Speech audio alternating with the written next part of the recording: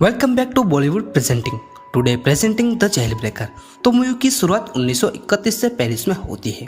वही हमें एक चोर को दिखाया जाता है जिसे वो देखने में अमीर लग रहा होता है, लेकिन वो गरीब होता है, जिसका नाम पपोलियन होता है। वो एक जगह पर चोरी करने के लिए जाता है जिसको वहाँ कई सारे हीरे मिल जाते हैं। वो हीरे लाकर अपने बॉस को दे देता है। फिर पपोलियन अपने बॉस के घर से अपने घर वापस आ जाता है। घर आकर वो अपनी गर्लफ्रेंड नैनी से मिलता है, जहाँ नैनी पपोलियन के साथ शादी करना चाहती थी, लेकिन पपोलियन नैनी से 6 महीने का वक्त मांगता है। उसके बाद वो शादी कर लेगा, ऐसी बातें वो बताता है। उसके बाद पपोलियन जब सुबह उठता है तो वो देखता है कि पुलिस आ चुकी है। पुलिस ने उसको एक आदमी का खून करने के गुनाह में उसको अरेस्ट किया होता है। दरअसल जब पपोलियन अपने बॉस के घर हीरे देने के लिए गया था, तब बॉस के आदमी एक आदमी को मार रहे थे, जिसका मर्डर का इल्जाम बॉस ने पपोलियन के ऊपर रख दिया होता है। साथ ही साथ पपोलियन को भी वहाँ पर कई सारे आदमियों ने देखा था, इसलिए वो इस केस में फंस चुका था। पपोलियन को जेल में लाया जाता है, जहाँ नैनी उसको मिलने आती है। नैनी कहती है कि मैं तुम्हारी अपील करूंगी, जहाँ पपोलियन बताता है कि इससे कोई फायदा नहीं होगा। वो यह भी बताता है कि मैं यहाँ से भागने की कोशिश जरूर करूंगा, जिसके बाद नैनी यहाँ से गुस्सा होकर वहाँ से चली जाती है। जेल में अगली सुबह सभी कैदियों को डेविस आइलैंड पर ले जाया जाता है, जहाँ से भाग पाना लगभग नामुमकिन होता है। जेल में पपोलियन की दोस्ती एक डिगा नाम के आदमी से हो जाती है, जो लुइस नाम के एक आदमी के बारे में बताता है, क्योंकि लुइस को किसी फ्रॉड के चक्कर में उसको जेल हुई थी। जहाँ पपोलियन उसके पास जाकर कहता है कि जेल के सभी कैदियों की नजर तुम्हारे पैसों पर है, इसलिए तुम मुझे पैसा दे दो और मैं तुम्हारी सिक्योरिटी करूंगा, जिस पर लुइस मना कर देता है। कुछ दिनों के बाद सभी को पता लुइस के पेट में पैसे है, क्योंकि उसने ही वो पैसे अपने पेट में छुपा रखे थे। इसलिए एक आदमी उसके पास आकर सो जाता है, लेकिन उस आदमी ने लुइस के बदले किसी और आदमी को मार दिया होता है। यह सब कुछ हो जाने के बाद लुइस बहुत ही ज्यादा डर जाता है। वो डर के मारे सीधा पपोलियन के पास जाता है, जहाँ पपोलियन को कहता है कि तुमको जितना भी पैसा चाहिए वो मैं तुमको दूंगा।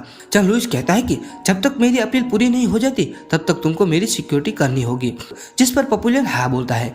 वे सभी कैदी एक शिप में डेविस आइलैंड पर जा रहे होते हैं, जहाँ उसी रात वो आदमी लुइस को मारने के लिए आ जाता है, लेकिन इस बार पपोलियन उसकी तरफ होता है, जहाँ पपोलियन लुइस को बचा लेता है। कुछ वक्त के बाद सभी कैदी डेविस आइलैंड पर पहुंच जाते हैं। वो जेल किसी नरक से कम नहीं होती। इस जेल में वो कैदी होते हैं जिनके लिए किसी को मारना आम बात हो, और इस जेल की सबसे बड़ी खास बात यह होती है कि यहाँ से निकल पाना नामुमकिन है। हमें जेल के वार्डन को दिखाया जाता है, जो बहुत ही ज्यादा खतरनाक था।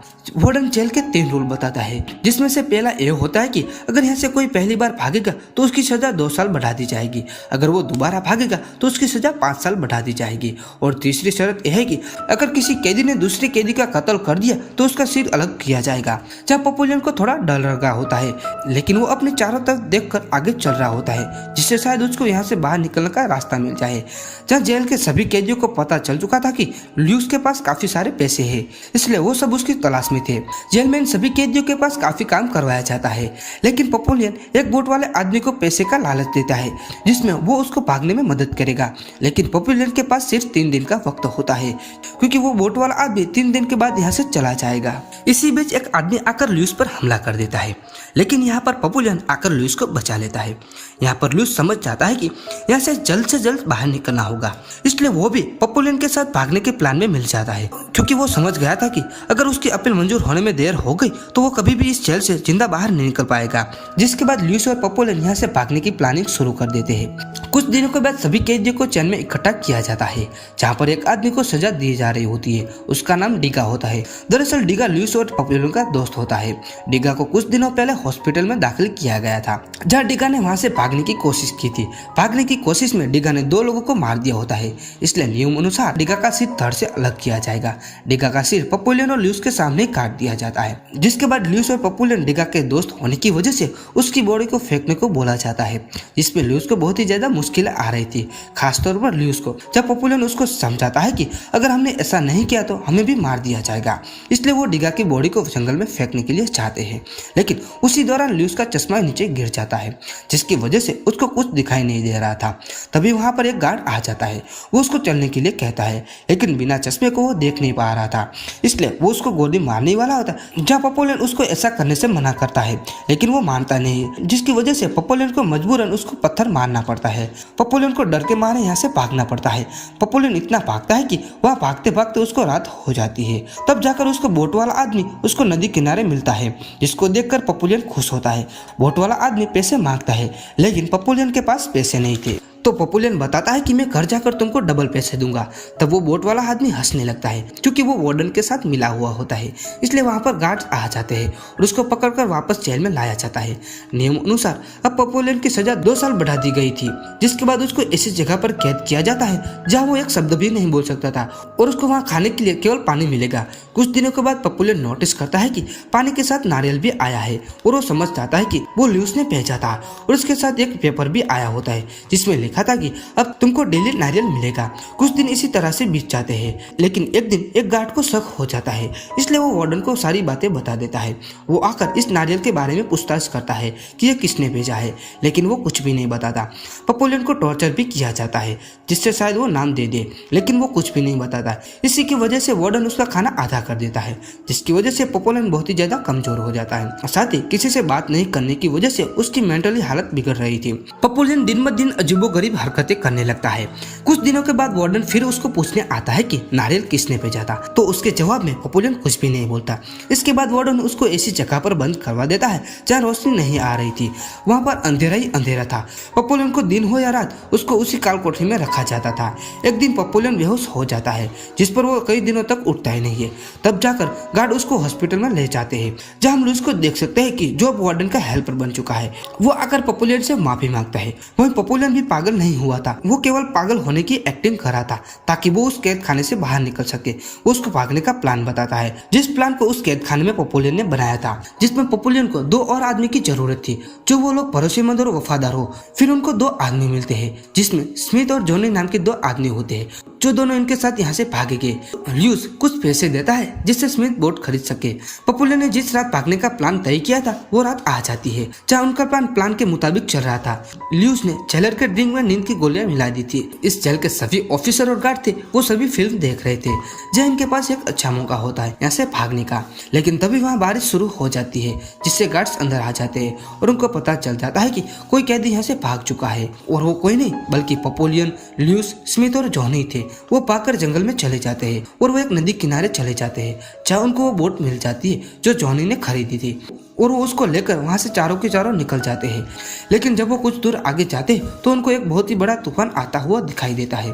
साथ ही साथ जॉनी और ल्यूस के बीच लड़ाई हो जाती है। जॉनी ल्यूस पर भारी पड़ रहा था, लेकिन ल्यूस चाकू की मदद से जॉनी को मार देता है। जॉनी की लाश को पानी में फेंक दिया जाता है। तूफान उनकी बोट से टकरा जाता है और जब सुबह होती है तो पपुलियन एक घर में होता है। उसको लग रहा था कि वो सेफ जगह पर है, लेकिन ऐसा नहीं होता। वो दरअसल डेविस आइलैंड पर ही थे, जहाँ आइलैंड के आदमियों ने वार्डन को पहले से इन्फॉर्म कर दिया होता है, जिससे वहाँ पर वार्डन आ जाता है। स्मिथ वहाँ से भागने की कोशिश करता है, लेकिन उसको गोली से मार दिया जाता है। पपुलियन और उसको फिर से अरेस्ट किया जाता है। मुंह में हमें 5 साल बाद का सीन दिखाया जाता है, जहाँ पपुलियन पूरी तरह से बदल चुका है।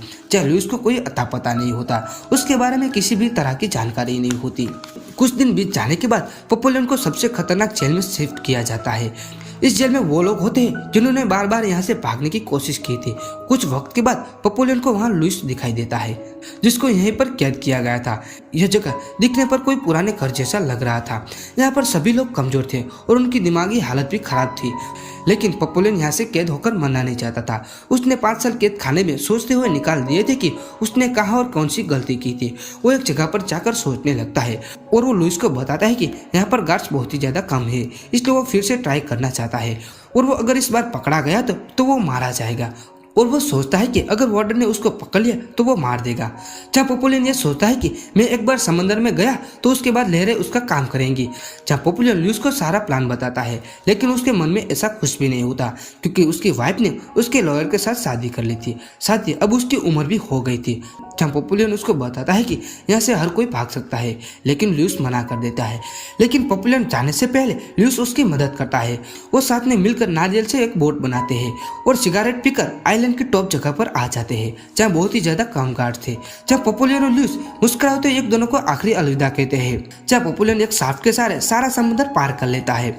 जहाँ ल्यूस अगर उसके साथ गया होता है तो वो आज बाहर होता है। और इसी तरह से कुछ वक्त बीत जाता है, जहाँ हमें प्लेन में एक आदमी को देख सकते हैं। दरअसल वो पपुलियन ही था। वे पेनिनसुला जा रहा होता है, जहाँ वो एक ऑफिसर को एक फाइल देता है, जिस फाइल में उसके जीवन के सारे किस्से थे।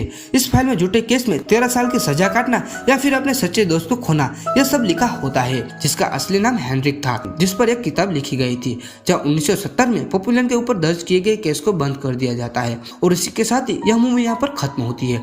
साथ ही यह मूवी आपको कैसी लगी वो हमें कमेंट्स में जरूर बताएं और आगे ऐसे वीडियो देखने के लिए हमारे चैनल को जरूर सब्सक्राइब करें।